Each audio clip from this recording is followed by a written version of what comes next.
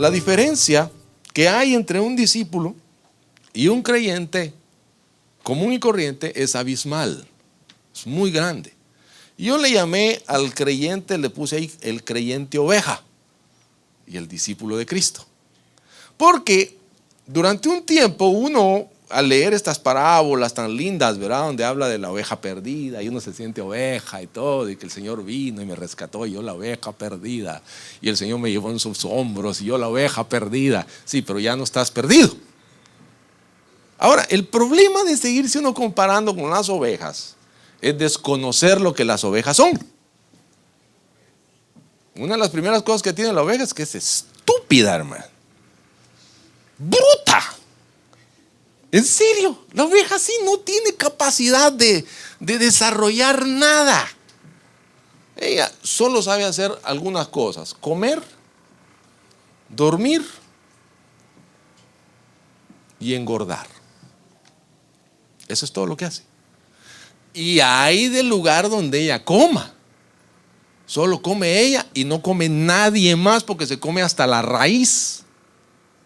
Usted sabe que en el estado de Texas, en el siglo XIX, hubo un gran problema entre los ovejeros y los vaqueros, porque querían compartir la tierra para el pasto, pero resulta que las ovejas no dejaban nada. Cuando llevaban las vacas ya no había que comer, hermano. Donde pasaban es que eran que rasuraban el terreno, porque es un animal egoísta, ¿verdad? La oveja es egoísta, ya solo piensa en ella. Y tiene un problema, hermano. Ella no puede hacer nada si no la llevan. Lea el Salmo 23. La tienen que llevar a lugares de delicados pastos. Y ahí a darle, hermano, hasta que no deja nada. Entonces el pastor tiene que moverla a otro lado a ver dónde encuentra. Y dice que la lleva a aguas de reposo. ¿Sabe por qué? Porque le asustan las corrientes fuertes, ¿sí? Ay, dice, eso me altera los nervios. Es un animal muy nervioso. Y cuando se ve atacado, hermano, no sale, no puede ni salir corriendo. Se le trancan los cuartos traseros, hermano.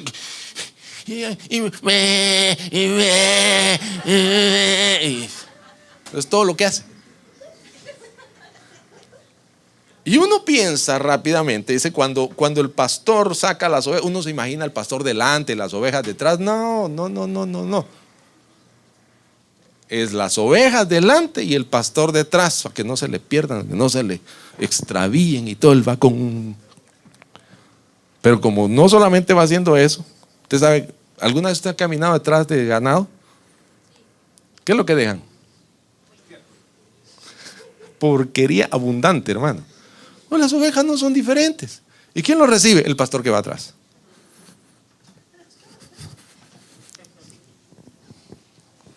Porque esa es otra característica de la oveja, ¿verdad? Entonces, cuando yo vi esto, dije, Señor, yo no quiero seguir pastoreando ovejas. A mí esto me asusta. Y fíjese que cuando comenzamos el pastorado hace muchos años, yo pastoreaba de esa manera. Decía, Señor, ¿qué cosa más tremenda es esto? Entonces la gente llamaba a las 3 de la mañana.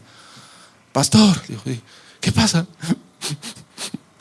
Me duele.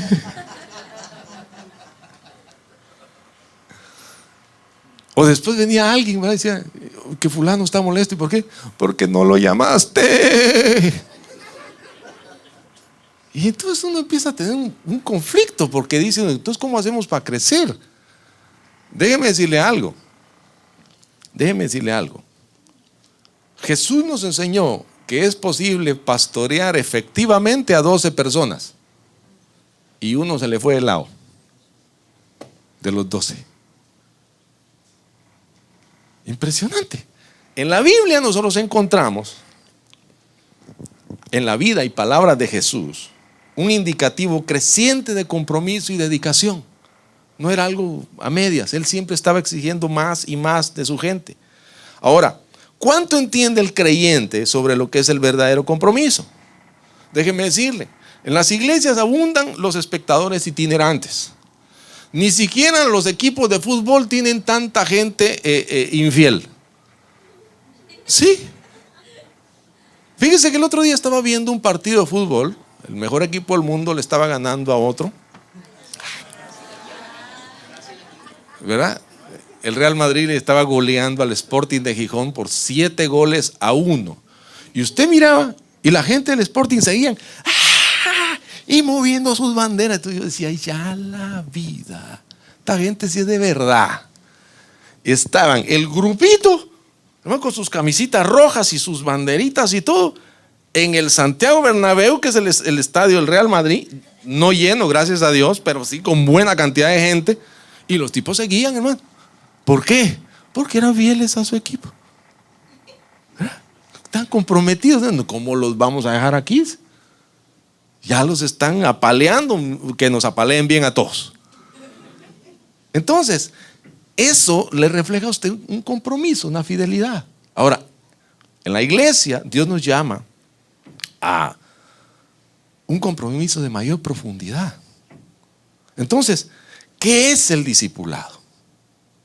Es una de las primeras cosas que debemos saber. ¿Qué es el discipulado?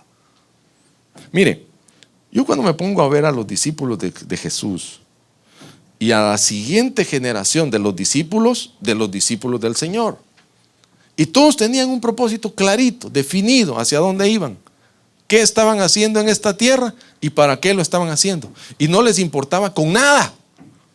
Y encuentra usted a Esteban, por ejemplo, un hombre que era un servidor en la casa de Dios, que en un momento dado es sacrificado, lo matan a pedradas, pero eso produce en el reino de Dios la conversión de uno de los más poderosos apóstoles que ha dado la iglesia, el apóstol Pablo. Entonces, ¿qué le quiero decir con esto? Que ellos no veían si tenían un problema, si tenían 2, si tenían 3, si los sacaron de la casa, si les quitaron esto, si los corrieron, si los están a punto de matar. Ellos solo sabían una cosa: el compromiso es llevar esta palabra hasta lo último, aunque en esto nos vaya la vida. Y a veces me pongo a pensar y digo, Señor, está duro que vengas tú ya, porque dice que viene por una iglesia sin mancha y sin arruga, una iglesia de verdad. Y digo, ¿cuánto nos falta? ¿Por qué? Porque no entendemos la parte de que esto es hasta la muerte. Caminar con Jesús es hasta la muerte. Y usted lo va a ver ahora. ¿Qué es el discipulado? Es una relación de maestro-alumno en el modelo de Jesús y sus discípulos, en la cual el maestro reproduce en el estudiante la plenitud de vida que él tiene en Cristo. Y de esta forma el discípulo se capacita para adiestrar y enseñar a otros. Pablo le escribía a Timoteo y le decía: esto te mando, que le enseñes a hombres fieles que sean idóneos para enseñar también a otros. Entonces hay un concepto, amados, que nosotros debemos manejar, y es que la vida no es solamente esto, la vida sigue. El otro día estábamos viendo un programa, que creo que no recuerdo el nombre, pero están hablando sobre los problemas de la ecología y lo que estaba pasando y esto y aquello. Y una de mis hijas me dice: papá, ¿y qué va a pasar con nuestros nietos? Yo dije, sí, es que es así como hay que pensar. Hay que pensar generacionalmente. Hay que pensar en sentido de transferencia, no en solamente qué hago yo, sino qué hace la siguiente generación después de mí. Y eso fue lo que Jesús nos enseñó. ¿Qué va a pasar después de que yo me vaya? Si Jesús no hubiera hecho lo que hizo, nosotros tendríamos la historia de Jesús como un evento más dentro de la historia de la humanidad. Pero Él hizo un trabajo en el que preparó a la gente para transferir lo que Él tenía a la siguiente generación. Y si usted se da cuenta, Dios es un Dios transgeneracional. Él dice: yo soy el Dios de Abraham, yo soy el Dios de Isaac y soy el Dios de Jacob. Él no se quedó con Abraham. Él habló de Abraham, de su hijo Isaac y de su hijo Jacob. Entonces Dios no quiere que tú solito te quedes con el conocimiento de Jesús, sino que de la misma manera que David dice que fue un hombre que afectó su generación. Él tocó a su generación con un estilo de hacer las cosas. Amén. Cuando comenzamos estábamos riéndonos con la hermana Luris y con Whitney, que ella estaba viendo la televisión ayer, la televisión, un concurso en una iglesia. Y entonces el concurso era de quién se sabía más versículos y todo esto, ¿no? Y se veía aquel desorden, hermano, aquella desorganización. A la gente que le habían dado que se estudiara los versículos, no se los había estudiado. Era un desastre. Entonces dice que ella dijo, ay, qué horrible esto que está pasando aquí. Entonces cambió de canal y ¡pum!, entró al canal este de satélite y de cristiano. Y estaba una transmisión de una iglesia en Corea donde había un espectáculo, hermano, con unas danzas, con unas cosas, y era una saltadera, una cosa, y luces y todo. Y dice, yo me puse a llorar por una sola razón, por la mediocridad con la que nosotros hacemos las cosas. Porque necesitamos dejar de ser mediocres en el reino de Dios. No podemos seguir haciendo esas cosas. Y cuando digo el reino de Dios, no me refiero a la iglesia nada más, me refiero a nuestra vida. Nosotros representamos el reino de Dios.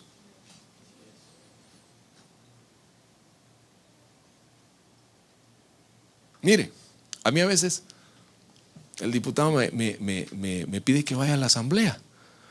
Yo ese día me paro temprano, busco el mejor traje que tengo, lo que mejor me quede ese día. Porque cuando llega allá tal vez no conozca a nadie, pero a lo mejor él dice, este es mi pastor, imagínense yo tu mangajo ahí, sí. Pobrecito el pastor. Yo represento al reino de Dios y soy el pastor de un diputado. Entonces, es mentalidad de reino. Mentalidad de reino. Eso es lo que Dios quiere que nosotros entendamos, que ser un discípulo del Señor significa un cambio de mentalidad, de hacer las cosas de acuerdo al libro. Él nos dejó este libro para que entendiéramos cómo eran las cosas en el reino de Dios. No es un cambio de religión, amados. No es un cambio de iglesia. No es un cambio que ahora creo, ahora no creo, ahora tengo. No. Es un cambio de mentalidad. Mire, el discípulo de Cristo es un creyente que refleja un constante crecimiento espiritual a la medida de la estatura de Cristo. Por tanto, tiene una vida de oración y es efectivo en el evangelismo y en el discipulado, porque actúa bajo la dirección, control y poder del Espíritu Santo. Entonces necesitamos caminar nosotros de tal manera que seamos enseñados por el Espíritu de Dios. ¿Cómo son las cosas? ¿Cómo deben ser? Estaba leyendo, hermano, cuando estaba impactado del dominio propio del Señor, cuando lo llevan ante Pilatos, se para frente a él y Pilatos lo mira. Usted se puede imaginar este oficial romano con toda la autoridad de Roma en el área, lo ve a Jesús y le dice, entonces tú eres el rey de los judíos. Dice que él no le contestó. Y le dijo entonces, ¿por qué no me contestas? ¿Tú no sabes que yo tengo autoridad para matarte o darte vida? Y el Señor le dice, sí, pero tu autoridad a ti te ha sido dada. No le dijo, romano tal por cual, tú a ver si me soltara de aquí, yo te enseño quién soy yo. No, tranquilo.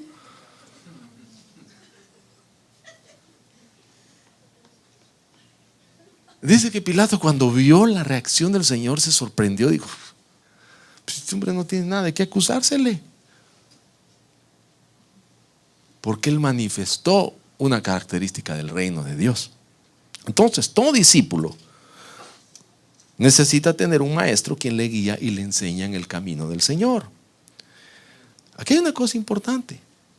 Por eso es que yo te insisto que vayas a un grupo. ¿Por qué? Porque en el grupo hay líderes, hombres, mujeres, que también están creciendo, también están aprendiendo, pero están haciendo lo mejor que pueden para discipularte, para enseñarte. Ahora déjame decirte algo. Cuando uno llega a un lugar, por ejemplo, usted va a una escuela, a una escuela de gimnasia. Usted va y empieza a hacer todos los ejercicios que le dice. Cuando el maestro le dice, considero que estás listo para la primera competencia, ¿qué dice el alumno? ¿Qué dice el alumno? Claro, la mentalidad mediocre es esa, ¿verdad? Y yo siento que todavía no. ¿A ti quién te dijo que debías sentir? Yo te estoy viendo y yo te estoy diciendo que es el momento ya de que vayas a competir. Yo recuerdo cuando mi hija montaba a caballo esto de los ecuestres, usted sabe que saltan y la cosa. Y yo decía, pues está loca. Pero bueno, nos costaba un platal que hiciera eso. Pero ya iba, hermano, y conocía los caballos y todo. Yo decía, bueno, ya se le va a pasar, pensaba yo. Pero yo de repente me enteré, me dijo, no, tu hija es muy buena, que ahora que viene el nuevo profesor, él le va a dar clases, un mexicano con una experiencia tremenda. Y un día aparece, hermano, y dice, saluden a la campeona, venía con un montón de trofeos. Yo dije, ¿en qué momento? Pero ella tenía un maestro que cuando le dijo, Ani, es hora. Digo, está bien. Y yo la fui a ver, hermano. Claro, usted se puede imaginar cómo se me infló el pecho cuando yo la veía competir. ¿Verdad? Ahora, ¿quién fue el que decidió cuándo ella debía o no competir? El maestro. No ella. El maestro. Por eso es que es tan importante que cuando estemos en el reino de Dios entendamos que la autoridad, tal como se reconoce en la palabra de Dios, es para bendecir y para edificar a las personas. No para manipularlas, no para aprovecharse de ellas. Así que cuando tú vas y tu maestro te dice, oye, es hora, yo siento que no estoy listo para esto todavía. Entonces, ¿cuándo, cariño, vas a estar listo? Si ya tu maestro te está diciendo que es la hora de ponerse. A ver, yo le hago, dice, y usted mira al otro y dice, así, dale. Empieza pues. Dice, oye, no es tan difícil. ¿Sabe por qué? Porque en el reino de Dios, cuando usted obedece, usted recibe una descarga de unción y de autoridad de parte de Dios que no tenía antes. Y por eso puede hacer las cosas que pensaba que no podía hacer. Mira, el otro día fui a visitar el grupo. Ay, hoy no vino la hermana Judith. La hermana Judith es una mujer líder de un grupo de gente de la tercera edad. Y mientras ella era presidenta de la asociación, ahí en la asociación formó un grupo. Y ahí llegaban la gente, hermano, y recibían la palabra y todo. Un día le dijimos, bueno, mi hermana, usted ya está lista para comenzar. Y yo, ¿está bien? Y dice que en ese ratito ella le bajaban un montón de pensamientos. Y yo, ¿cómo voy a hacer? Yo, ¿cómo voy a predicar? Yo, ¿qué voy a decir? Yo, ¿qué voy a hacer? Pero el día que yo aparecí de sorpresa en el grupo, qué bendición fue verla, hermano. Compartir la palabra con sus compañeros ahí. Y los demás hombres y mujeres mayores oyéndola con atención. Y oyendo yo como la palabra le salí y dije, wow, este es el Señor. Y recuerdo que le hice la broma, le dije, ¿se acuerda? No, que tenía miedo, pues, y ahora ¿quién la callaba? Y se sube a un bus cuando viene a hacer sus mandados aquí a la ciudad. Y al que se sienta al lado de ella, venga la palabra encima. Un discípulo. A donde vaya, ya está predicando la palabra. Perfecta no es, como ninguno de nosotros. Porque hay gente que piensa que hay que ser perfecto para poder servirle a Dios. Mentira. Eso te lo enseñaron en tu antigua religión. Solo hay que estar dispuesto. Entonces, ¿cómo reconozco si soy un creyente oveja o un discípulo de Cristo? Eso es bueno, ¿verdad? Vayan haciendo las marquitas. Sí, no, sí soy creyente oveja, no soy creyente oveja. Número 1, el creyente oveja suele esperar panes y peces. El discípulo es un pescador. Hay creyentes cuya tarea principal es consumir lo que el reino ofrece. Van a la iglesia, son miembros, pero pocas veces, si no nunca, ponen al servicio del Señor lo que son y lo que hacen. Son espectadores.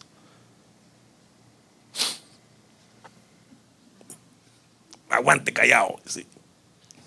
Pero hoy yo lo llamo a usted a que deje de ser un creyente oveja y pase a ser un auténtico pescador de hombres.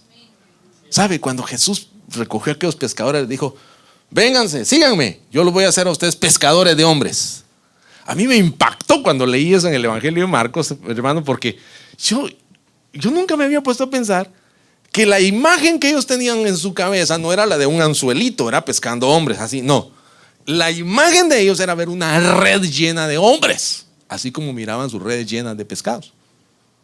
Esa era la imagen. Digo, yo los voy a hacer pescadores de hombres. O sea que no les dio una visión pequeña, les dio una visión grande. Segunda cosa, el creyente oveja lucha por crecer, el discípulo por reproducirse. El creyente común no piensa en los demás. ¿Se recuerda lo que le dije? En las ovejas, solo para adentro, hermano. ¿Qué puedo obtener yo de esta situación? El discípulo se reproduce, sigue el río de Dios, fluye en él. ¿Qué significa esto de estar en el río de Dios? Que usted puede compartir con otros, que usted no se avergüenza de lo que usted es. Amén. Entonces fluye en el río de Dios. Tercero, el creyente oveja se gana, el discípulo se hace. Que una persona reciba a Jesús no la hace discípula. El discípulo se hace cuando adquiere el compromiso de seguir al Señor y permanecer ahí. Por eso que Jesús les decía: aquel que poniendo la mano en el arado, si pone la mano en el arado, dice, voltea hacia atrás, no es digno de ser mi discípulo. ¿Sabe por qué? Porque si usted conoce, sobre todo los que han ido al interior y conocen los arados de bueyes, usted sabe que el arado se clava en la tierra y usted se agarra duro de ese arado mientras los bueyes empiezan a jalar y su trabajo es mantener la dirección para que el surco no se vaya así, ¿verdad? Sino que vaya rectecito. ¡Ay, fuerza! Ahora imagínese que tan eso que, ¡hey, fulano! ¿Qué pasó? No, que yo no. Se daña el surco. Entonces de eso está hablando el Señor. Una vez que tú te subes conmigo a este carro, no mires para atrás. Y déjeme decirle algo, por eso se lo decía al principio. Yo no sé qué fue lo que hizo este hombre cuando me discipuló, hermano. A mí me echaron de una iglesia, me dejaron en Europa sin sustento, siendo misionero. Regresamos, tuve que ir a un psiquiatra que me sacara la depresión. Era una cosa horrible, yo no miraba por dónde. Me hablaban los hermanos y yo casi les escupía. Era una cosa espantosa, era para haberme ido, hermano, y despedirme. Pero nunca me solté del Señor. Ahí estaba, arrastrado a veces, hermano. Y ahí seguía, necio el tipo. Dije, ¿por qué me hicieron? Algo hicieron conmigo, hermano. Porque una cosa yo sabía, que el día que Dios me llamara a servir, iba a ser en una gran nación o en un pueblito perdido en la nada. Tengo amigos en Cristo, hermanos míos que crecieron conmigo, que son pastores en capitales de ciudades grandes, con iglesias súper numerosas. Y tengo amigos que son pastores en pueblitos perdidos en la montaña donde ni teléfono hay. Y ahí están. Algo nos hicieron, ¿verdad? ¿Pero quién lo hizo? El Señor. El creyente oveja depende en gran parte de los pechos de la madre, del pastor. O sea, es niño. El discípulo ha sido destetado para servir al Señor. Esto habla de Samuel. Cuando era chiquitito, dice que estaba ahí pegadito a su mamá. La mamá dijo, no, ya es hora de destetarlo. Lo llevó al templo y dijo, aquí está mi hijo para que sirva. Y se despidió de él y lo entregó a Dios para que sirviera. Muchos creyentes inmaduros esperan que el pastor se haga responsable de su crecimiento espiritual. Cuando no están dando evidencias claras de su fe en Cristo, inmediatamente responsabilizan a otro de su mal desempeño. Al contrario, el discípulo comprometido busca su propio alimento y está listo para servir a los demás.